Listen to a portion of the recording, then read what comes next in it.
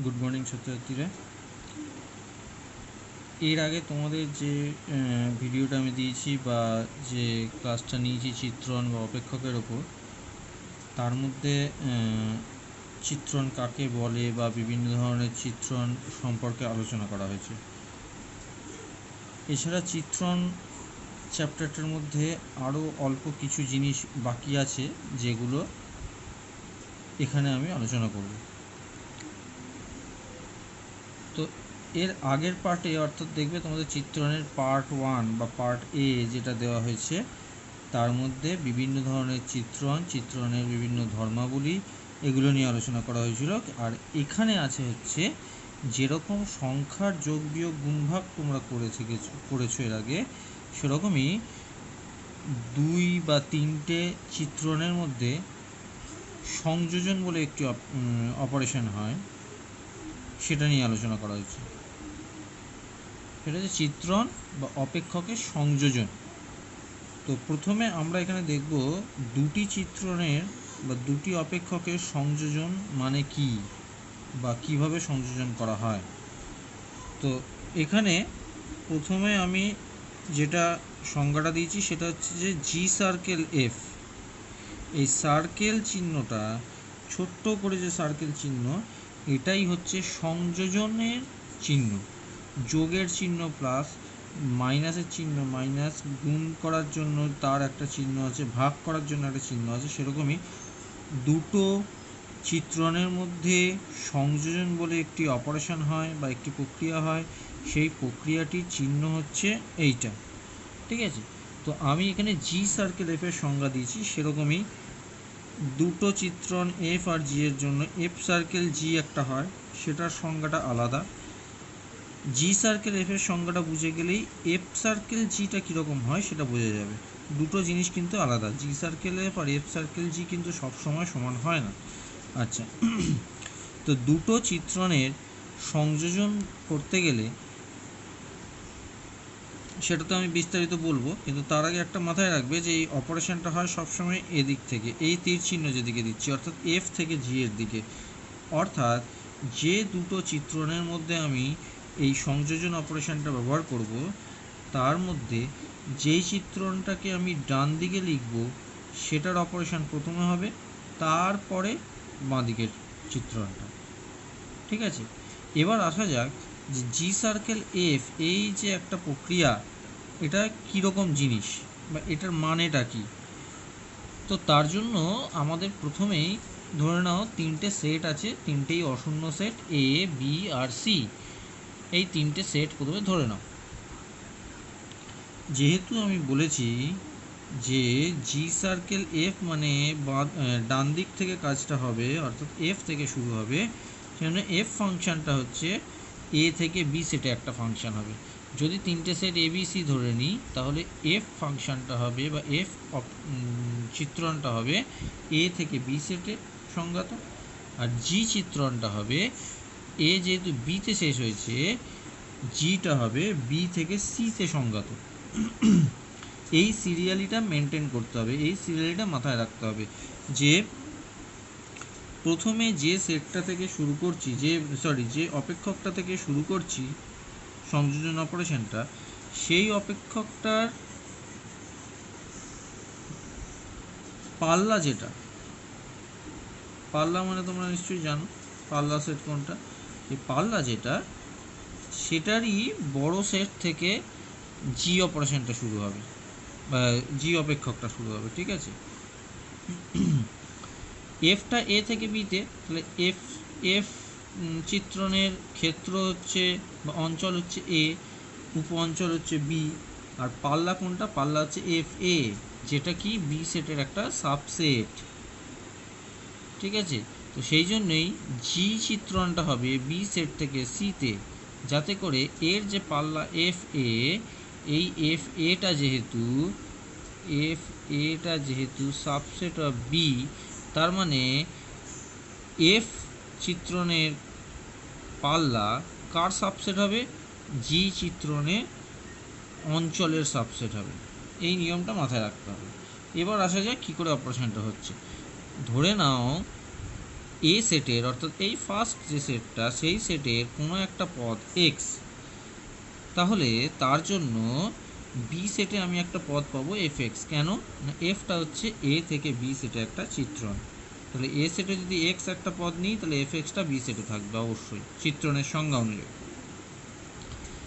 এবার F extra যদি B সেটে থাকে, এবার এই বি সেটটাতে চলে এসো, একই সেট যদি বি সেটে থাকে আর জিটা যেহেতু বি থেকে সিতে একটা চিত্রণ, তাহলে এফ এক্সের ওপর জি চাপিয়ে দাও, তাহলে জি অফ এফ এক্স এটা কোথায় থাকবে, সি সেটে থাকবে।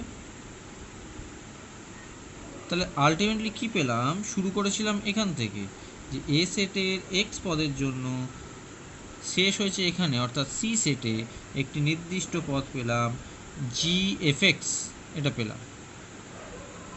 তাহলে আমি বলতে পারি এ থেকে সি সেটে একটা চিত্রণ আমি ধরে নিতে পারি, সেটার নাম দিলাম কে, এ টু সি, যাতে করে K X is equal to G of F X.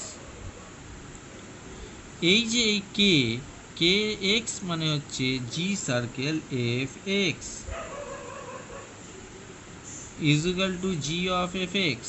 তাহলে এইটাই হচ্ছে অপেক্ষক বা চিত্রণের সংযোজনের নিয়ম। জি সার্কেল এফ যদি কোনো একটা পদ এক্সের ওপর চাপাও, তার মানে হচ্ছে জি অফ এফ এক্স। এটাকে ছবি দিয়ে দেখানো হয়েছে, ধরো এফটা কোথা থেকে, এ সেট থেকে বি সেটে, জিটা কোথা থেকে, বি থেকে সি সেটে। তাহলে এ সেটের একটা পদ যদি এক্স নাও, তাহলে বি সেটে যাবে এফ এক্স, আবার এফ এক্সটা যদি জি চিত্রণ দিয়ে ইউজ করা হয় তাহলে সি সেটে যাবে জি অফ এফ এক্স। তাহলে আলটিমেটলি এই এক্সটা গেল সিতে, এই চিত্রণটা হয়ে গেল জি সার্কেল এফ, এফ তারপরে জি, আলটিমেটলি মিলে গিয়ে হলো জি সার্কেল এফ চিত্রণ। ঠিক আছে, একটা উদাহরণ এখানে দিয়েছি, উদাহরণটা দেখো। এফ বলেছে আর থেকে আর এ একটা চিত্রণ, জি হচ্ছে আর থেকে আর এ আরেকটা চিত্রণ, সবকটা সেটই হচ্ছে এখানে আর, এ বি সি তিনটে সেট। এফ এক্সটাকে সংজ্ঞাত করা হয়েছে F x is equal two 3x + 2, G extra হচ্ছে x² + 1। তাহলে আমাকে যদি বলে জি সার্কেল এফ এবং এফ সার্কেল জি নির্ণয় করো, দিতেই পারে এরকম অঙ্ক। তাহলে যেহেতু এফ চিত্রণের পাল্লা জি চিত্রণের ক্ষেত্রের একটি উপসেট, এটা বোঝাই যাচ্ছে যেহেতু সবকটাই আর সেট, তাহলে আর সেট নিজেই নিজের উপসেট হয়। তাহলে যেহেতু এফ চিত্রণের পাল্লা জি এর ক্ষেত্রের একটি উপসেট, তাই জি সার্কেল এফ সংজ্ঞাত। এফ সার্কেল জিটা যখন বার করবে তখন এইভাবে লিখে দেবে। এবার হচ্ছে জি সার্কেল এফটা বার করতে হবে। তো জি সার্কেল এফটা আর থেকে আর এ একটা চিত্রণ হবে, বোঝাই যাচ্ছে, কিন্তু তার সংজ্ঞাটা কি হবে, এরকম সংজ্ঞাটা কি হবে, জি সার্কেল এফ মানে আমি বলেছি G of F X, G circle F মানে জি অফ এফ এক্স। তাহলে জি অফ এফ এক্স মানে কত, বসিয়ে দাও 3x + 2। তাহলে জি অফ 3x + 2 কত হবে, জি এক্স মানে যদি x² + 1 হয়, তাহলে জি অফ 3x + 2 হবে এক্সের বদলে 3x + 2, তাহলে 3x + 2 এর হোল স্কোয়ার +1, হিসাব করে যত হবে তত। আবারও বলি, এফ আর জি যদি দেওয়া থাকে, যদি জি সার্কেল এফ বার করতে দেয়, এই যুক্তিটা যা দেওয়ার দিলে জি সার্কেল এফ এক্স মানে G of F x is equal to G, F এক্সের ভ্যালুটা বসাবে, বসিয়ে জি এক্সের যে ভ্যালু দেওয়া আছে সেখানে এক্সের পরিবর্তে এই টার্মটা বসিয়ে দেবে। একইভাবে যদি কোথাও এফ সার্কেল জি বার করতে হয়, তাহলে F circle G of x is equal to হচ্ছে এফ অফ জি এক্স। তাহলে পরের লাইনে কী করবে, এফ অফ জি এক্সের জায়গায় বসিয়ে দেবে x² + 1 is equal to F of x² + 1 মানে হচ্ছে এইখানে এই এফ এক্সে এক্সের জায়গায় x² + 1 বসিয়ে দেবে, হলো। নেক্সট হচ্ছে অপেক্ষক সমূহের সংযোজনের ধর্মাবলী। অপেক্ষক সমূহের এমনি যোগ বিয়োগের ক্ষেত্রে যেরকম কিছু ধর্ম থাকেই, সেরকমই অপেক্ষকের যোগ বিয়োগ বা অপেক্ষকের সংযোজনের ক্ষেত্রেও কিছু ধর্মাবলী আছে। প্রথম হচ্ছে যে দুটি অপেক্ষকের সংযোজন সাধারণত বিনিময় নিয়ম মেনে চলে না, অর্থাৎ f circle g not equal to g circle F in general, সাধারণভাবে। যোগের ক্ষেত্রে যেমন বিনিময় নিয়ম মেনে চলে, 2 + 3 5 হয়, আবার 3 + 2 ও 5 হয়, তার মানে 2 + 3 = 3 + 2। কিন্তু বলছে অপেক্ষক বা চিত্রণের সংযোজনের ক্ষেত্রে কিন্তু এই নিয়মটা সবসময় সত্যি হয় না। 2 নম্বর, FGH তিনটি চিত্রণ বা অপেক্ষক যদি এমন হয় যাতে করে H circle G circle F এবং H circle G circle F উভয়ই সংগত, সেক্ষেত্রে এই দুটো সমান। H circle G circle F = H circle G circle F। এটা হচ্ছে সেটের ক্ষেত্রে তোমরা পেয়েছিলে অ্যাসোসিয়েটিভ প্রপার্টি। সেই অ্যাসোসিয়েটিভ প্রপার্টি যদি মনে পড়ে থাকে তাহলে ভেবে দেখো, সেই অ্যাসোসিয়েটিভ প্রপার্টির মতোই ব্যাপার, যে প্রথম ক্ষেত্রে হচ্ছে জি আর এফ একসাথে, তারপরে এইচ, আর দ্বিতীয় ক্ষেত্রে হচ্ছে এইচ আর জি, এই দুটোর মধ্যে আগে হবে, তার উপরে এফ। ঠিক আছে, তো এই দুটো সমান হবে, এটা প্রমাণ করা যায়, প্রমাণ দিতেও পারে, খুব সোজা প্রমাণ করাটা। দেখো বলেছে যেহেতু 3টে চিত্রণ বা অপেক্ষক দেওয়া আছে, তাই 4টে সেট আমাকে ধরে নিতে হবে, 4টেই অশূন্য সেট। ABCD 4টে ধরে নিতে পারো, অন্য যে কোনো নাম দিয়ে ধরতে পারো। আর যেহেতু এই সিরিয়ালি সাজানো আছে, তাহলে যেহেতু ডান দিক থেকে যায়, সেই জন্যই এফটা প্রথমে নেবে এ থেকে বি, জিটা হচ্ছে বি থেকে সি, আর এইচটা হচ্ছে সি থেকে ডি, 3টে অপেক্ষক বা চিত্র।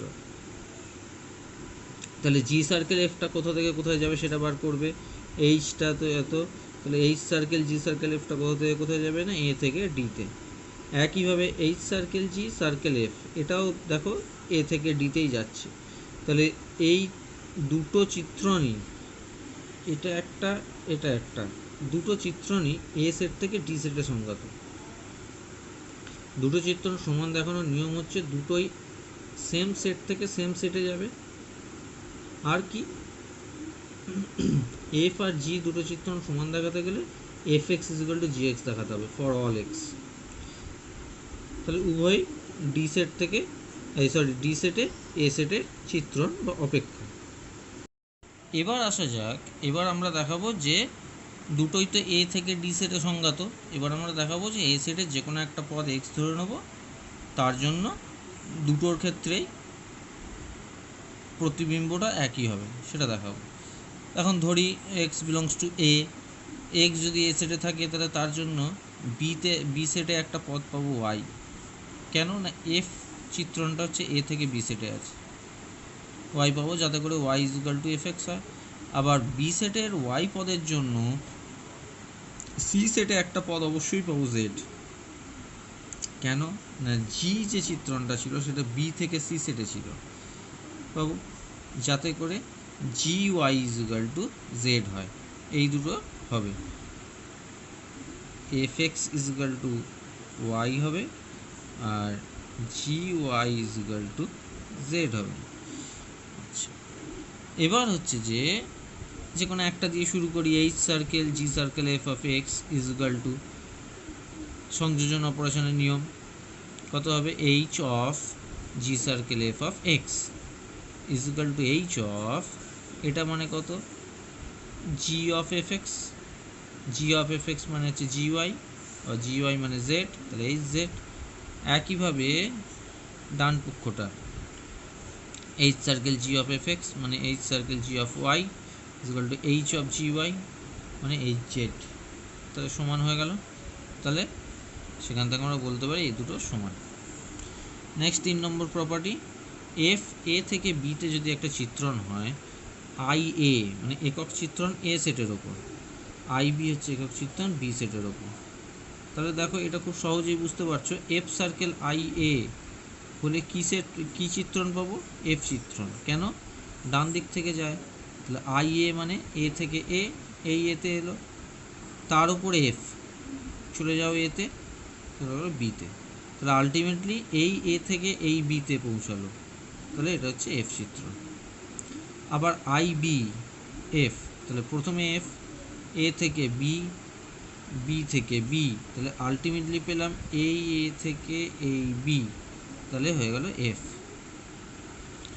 নেক্সট 4 নম্বর প্রপার্টি, দুটি বাইজেক্টিভ অপেক্ষকের বা দুটি বাইজেক্টিভ চিত্রণের সংযোজনে বাইজেক্টিভ চিত্রণ পাওয়া যায়। অর্থাৎ এটা তোমরা নিজেরা একটু চেষ্টা করতে পারো। অর্থাৎ মনে করো এফ এ থেকে বি একটা বাইজেক্টিভ চিত্রণ, জি বি থেকে সি একটা বাইজেক্টিভ চিত্রণ। তাহলে আমাকে দেখাতে হবে কি নেব, জি সার্কেল এফ, জি সার্কেল এফটা বাইজেক্টিভভাবে দেখাতে হবে। এটা নিজেরা চেষ্টা করে দেখবে একটু। বাইজেক্টিভ মানে একটা হচ্ছে এক এক চিত্রণ দেখাতে হবে, আর দেখাতে হবে উপরি চিত্রণ।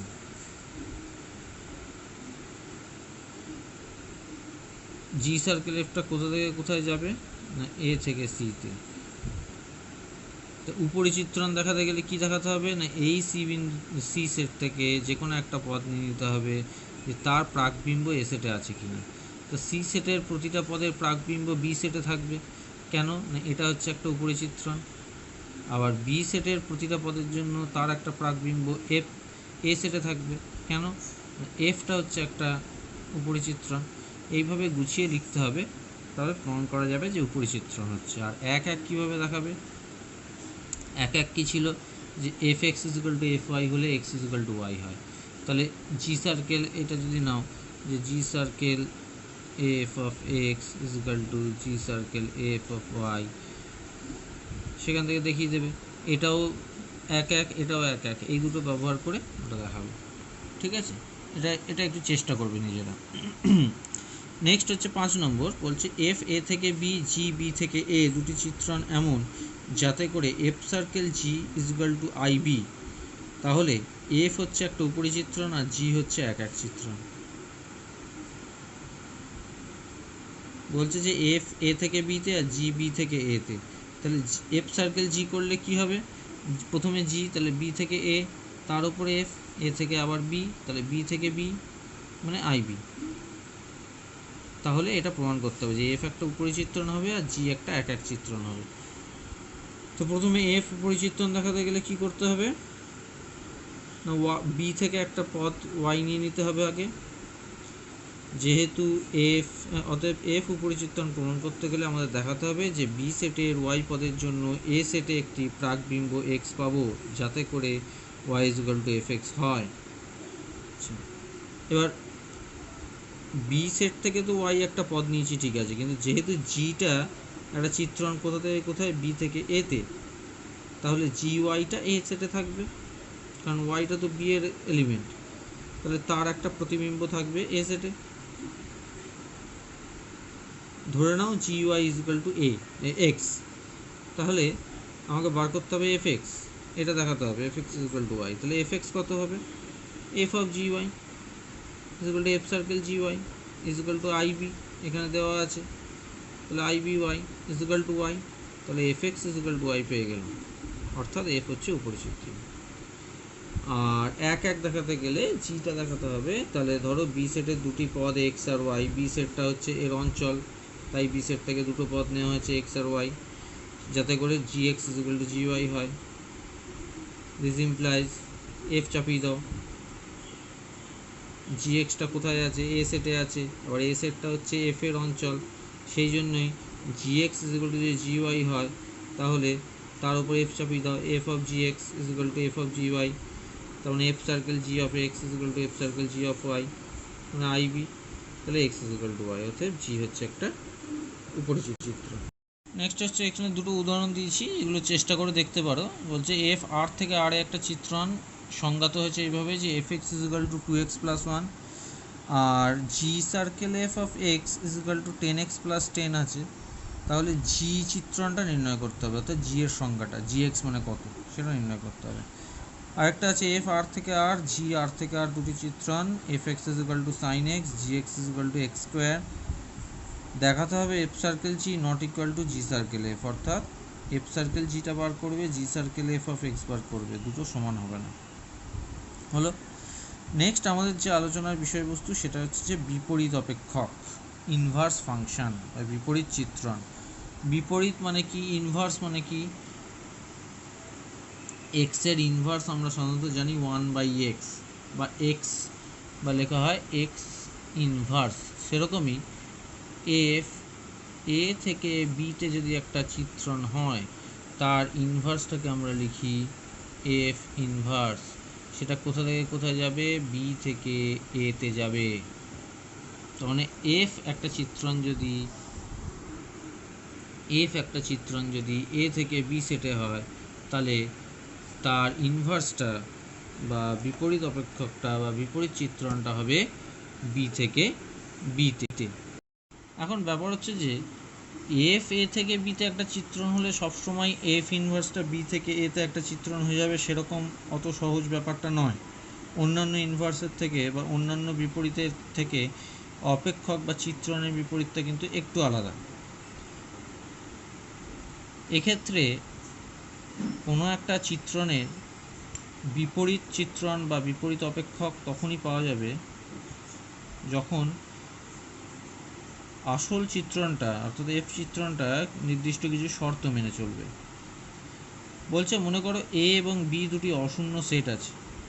এফ এ থেকে বিতে হচ্ছে একটা এক এক উপরি চিত্রণ, মানে বাইজেক্টিভ চিত্রণ।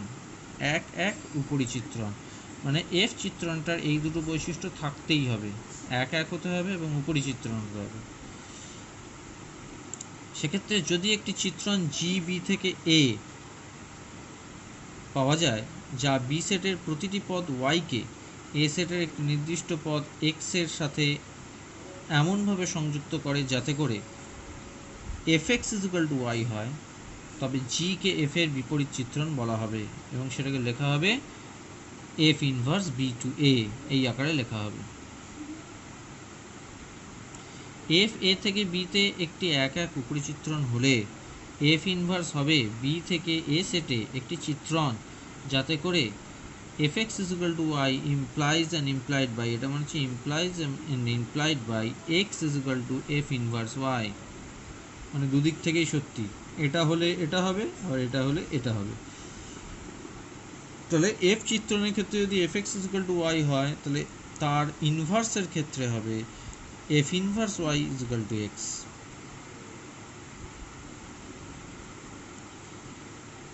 আচ্ছা, এখন ব্যাপার হচ্ছে যে কোনো একটা চিত্রণের বিপরীত চিত্রণ তখনই থাকবে যখন এফ চিত্রণটি এক এক এবং উপরি চিত্রণ হবে। কেন না, বলছে যে ধরো এ সেট থেকে বি সেটে এই চিত্রণটা আছে, এফ চিত্রণটা এই ভ্যালুগুলো এই ভ্যালুতে গিয়ে মিশেছে। এফ ইনভার্সটা কোথায় হবে? এখান থেকে এদিকে দেখো উল্টো তীর চিহ্ন দেওয়া হয়েছে। এখন এইটা পেতে গেলে আমাকে এফ চিত্রণটা এক এক হতে হবে। কেন এক এক না হয়ে যদি বহু এক হতো তাহলে কি হতো? তাহলে হতো মনে করো এই দুটো বিন্দু তো দুটো আলাদা বিন্দুতে গেছে, কিন্তু আমি যদি মনে করি এই দুটো বিন্দু দুটো আলাদা বিন্দুতে না গিয়ে দুজনেই এই নির্দিষ্ট বিন্দুতে গেল, সেক্ষেত্রে কি অসুবিধা হবে? অসুবিধাটা হবে যখন আমি ইনভার্সটা বার করব তখন এখান থেকে আমি এখানে যাব, তাহলে বি সেটের এই যে পদটা যেখানে এই দুটো পদ এসে মিলিত হয়েছিল, এই যে পদটা এর প্রতিবিম্ব কোথায় পৌঁছাবে? এখানে এখানে দুটো আলাদা জায়গায় পৌঁছাবে। কিন্তু মনে করে দেখো চিত্রণের ক্ষেত্রে কিন্তু কোনো বিন্দুর দুটো আলাদা প্রতিবিম্ব পাওয়া যায় না। এখান থেকে একটা বিন্দু নিয়ে তার উপর চিত্রণ চাপালে সে দুটো আলাদা জায়গায় পৌঁছাতে পারবে না, সুতরাং তখন এটা আর চিত্রণ হবে না। একইভাবে উপরি চিত্রণ কেন হতে হবে এফ কে? অবশ্যই দেখো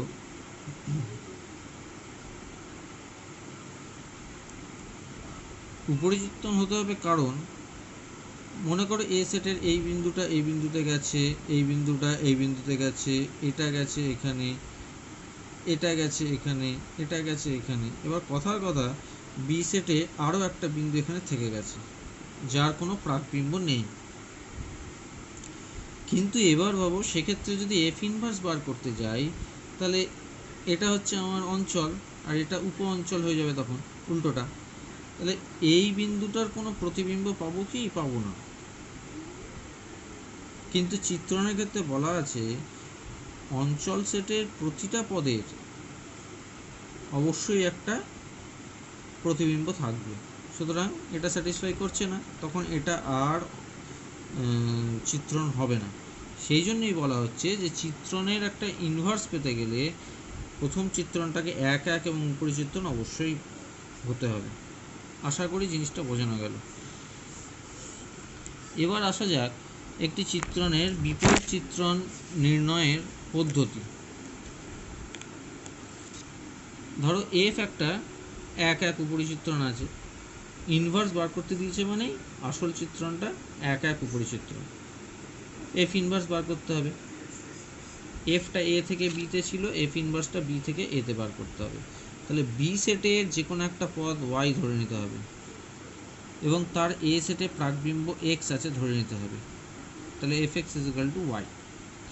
F x is equal to y সমীকরণটাকে সমাধান করে এক্সের মান বার করতে হবে ইন টার্মস অফ ওয়াই, অর্থাৎ এক্সকে ওয়াই এর আকারে প্রকাশ করতে হবে। হয়তো কোনো অঙ্কের ক্ষেত্রে আসবে x is equal to 5y + 7, এরকম আসতে পারে।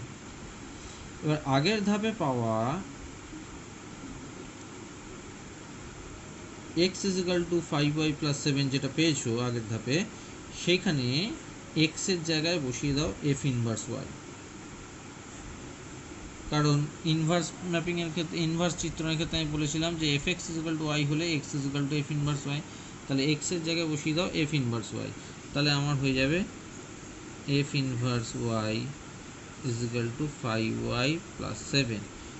এবার যখন চিত্রণটা ইনভার্স চিত্রণটা লিখবো, সাধারণত আমরা এক্স দিয়ে লিখি, তো এতেও ভুল নেই কিছু, কিন্তু সাধারণত এক্স দিয়ে লিখি। তাহলে যখন লিখবো তখন হয়ে যাবে F inverse x is equal two 5x + 7, এরকম আকারে লিখে দিলেই হলো। তাহলে আমার ইনভার্সটা বেরিয়ে আসবে।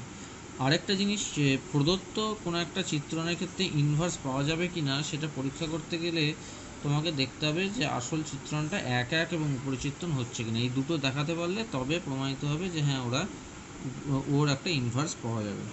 ঠিক আছে, এবার আসা যাক এই চ্যাপ্টার আজকে যা যা আলোচনা করলাম তার উপর বেস করে কিছু অঙ্ক। নাম্বার 1 বলছে এ সমান A set is equal to x belongs to R such that -1 less equal to x less equal to 1। -1 থেকে 1-এর মধ্যে সমস্ত এক্সগুলোকে নিয়ে এ একটা সেট। এবার এ সেটে ওই একই সেটের উপর একটা অপেক্ষক F, F x is equal two x² দ্বারা সংজ্ঞাত। দেখাও এফ ইনভার্সের অস্তিত্ব নেই। তাহলে এফটা হচ্ছে এ থেকে এ সেটে সংজ্ঞাত একটা চিত্রণ, এ সেটটা দেওয়া আছে, F x is equal two x² বলা আছে। তাহলে সেখান থেকে আমাকে দেখাতে হবে এফ ইনভার্সের অস্তিত্ব নেই। অস্তিত্ব নেই দেখাতে গেলে প্রথমে আমাকে দেখতে হবে যে এক এক হচ্ছে কিনা, যদি না হয় তাহলে ওখানেই থেমে যেতে হবে। তো ধরি অঞ্চল সেট এ দুটি পদ হচ্ছে এক্স আর ওয়াই, যাতে করে F x is equal to F Y হয়। হলো, এবার F x is equal to F Y করো। এফ এক্স মানে হচ্ছে x², তাহলে এখান থেকে আমি লিখতে পারি x² is equal two y²। একই দিকে নিয়ে আসো সমাধান করলে বেরোবে x is equal two y এর আকারে লিখতে গেলে বেরোবে x is equal two +-y। তাহলে এটা থেকে যদি এক এক হতে হয় তাহলে x is equal two y হতে হতো, কিন্তু এখানে এসছে x is equal two +y, আবার x is equal two -y। তাহলে x y এর সাথে সমান হচ্ছে না, সবসময় আলাদাও হতে পারে। তাহলে এটা এক এক নয়। সুতরাং বলে দিতে পারি চিত্রণের বিপরীত চিত্রণের অস্তিত্ব নেই। উপরিচিত্রণটা আর কিন্তু দেখানোর দরকার নেই। যদি এক এক হয়ে যেত তাহলে উপরিচিত্রণটাও পরীক্ষা করতে হতো। Next, second example. আর A set is equal to হচ্ছে রিয়েল নাম্বারের সেট বা বাস্তব সংখ্যার সেট, সেখান থেকে 3 এই পদটা বাদ দিয়ে। আর বি সেটটা হচ্ছে বাস্তব সংখ্যার সেট থেকে 1 এই পদটা বাদ দিয়ে। প্রমাণ করতে বলেছে এফ এ থেকে বি অপেক্ষক, যা F x is equal two x-2/x-3 দ্বারা সংগত একটি এক এক উপরিচিত্রণ। এটা প্রমাণ করতে হবে, আর তার সাথে এফ ইনভার্সটা বার করতে হবে। প্রমাণটা একটু দেখে নাও নিজেরা, আগের মতোই। F x is equal to F Y, আমি ডিটেলসে আর যাচ্ছি না। F x is equal to F Y করবে, সমাধান করবে, করে X is equal to Y আসছে। তাহলে এক এক হয়ে গেল। আর উপরিচিত্রণ দেখাতে গেলে এই বি সেট থেকে ওয়াই একটা পদ নিতে হবে, F x is equal to Y করতে হবে, করে এফ এক্সের ভ্যালু বসিয়ে এক্স এর মানটা বার করতে হবে। এক্স বেরোচ্ছে 2 - 3y/1 - y। এই মানটা এ সেটে আছে কিনা দেখতে হবে। এখন দেখো 1 মাইনাস ওয়াই এসছে, ওয়াইটা হচ্ছে বি সেটের পদ, তো ওয়াই বি সেটের যে কোনো পদের মান হচ্ছে আর থেকে 1 বিয়োগ 1 এই সংখ্যাটাকে বাদ দিয়ে, মানে 1 ছাড়া অন্য যা খুশি হতে পারে ওয়াইয়ের মান। তো সেটা যদি হয় তাহলে নিচেরটা 0 হচ্ছে না, তাহলে এটা অসংগত নয়, সংগত, তাহলে এটা একটা রিয়েল নাম্বার পাওয়া যাবে।